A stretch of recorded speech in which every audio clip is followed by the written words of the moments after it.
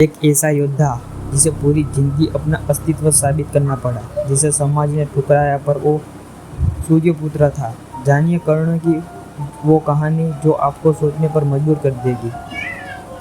राजा कुंती भोज की पुत्री प्रसिद्ध कुंती ने ऋषि दुर्वासा की सेवा की थी। ऋषि उनसे प्रसन्न हुए कि उन्होंने कुंती को एक दिव्य मंत्र दिया जिससे वह किसी भी देवता को बुला सकती थी और उनसे संतान प्राप्त कर सकती थी। लेकिन कुंती केवल इस शक्ति को जांचने के लिए एक दिन सूर्यदेव का आह्वान कर बैठी। सूर्यदेव प्रकट हुए और उन्होंने वरदान स्वरूप एक तेजस्वी पुत्र दिया जो था कर्ण। लेकिन कुंती अविवाहित थी। समाज के डर से उसे नवजात कर्ण को एक संदूक में रखकर गंगा में बहा दिया। एक निर्दोष बच्चा जिसे उसकी मां ने जन्म देकर त्याग दिया। ये वही कर्ण था जो आगे चलकर महाभारत का सबसे बलशाली और सबसे तेजस्वी पात्र बना। उस संदूक को मिला जाति के अधिरथ और राधा को। उन्होंने कर्ण को पाला, बड़ा किया और शिक्षा दी। कर्ण बचपन से ही अद्वितीय था, लेकिन समाज उसे सूर्यपुत्र कहकर तिरस्कार करता।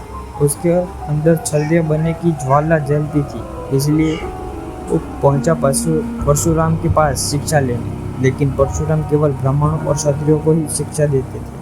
कर्ण ने स्वयं को ब्राह्मण बताकर शिक्षा पाई। जब परशुराम को सत्य पता चला, उन्होंने कर्ण को शाप दे दिया, जब तू अपने जीवन की सबसे महत्वपूर्ण लड़ाई लड़ेगा तब तुझे अपना विद्या भूल जाएगी। यही शाप आगे चलकर कर्ण की मृत्यु का कारण बना। अब सोचिए, एक ऐसा योद्धा जिसके पास साहस था, पर समाज ने उसे उसका हक नहीं दिया। जिसने कभी अन्याय नहीं किया, पर उसे ही हर मोड़ पर अन्याय सहना पड़ा। लेकिन क्या यही कर्ण आगे चलकर अपने भाइयों के विरुद्ध युद्ध करेगा? अगले भाग में जानिए कर्ण की पहली मुलाकात अर्जुन से, द्रौपदी द्वारा उसका अपमान। हमें क्या सीखने को मिलता है? समाज का बनाया हुआ जाति और पहचान का चश्मा अक्सर असली प्रतिमा को दबा देता है। जन्म से नहीं, कर्म से महानता तय होती है।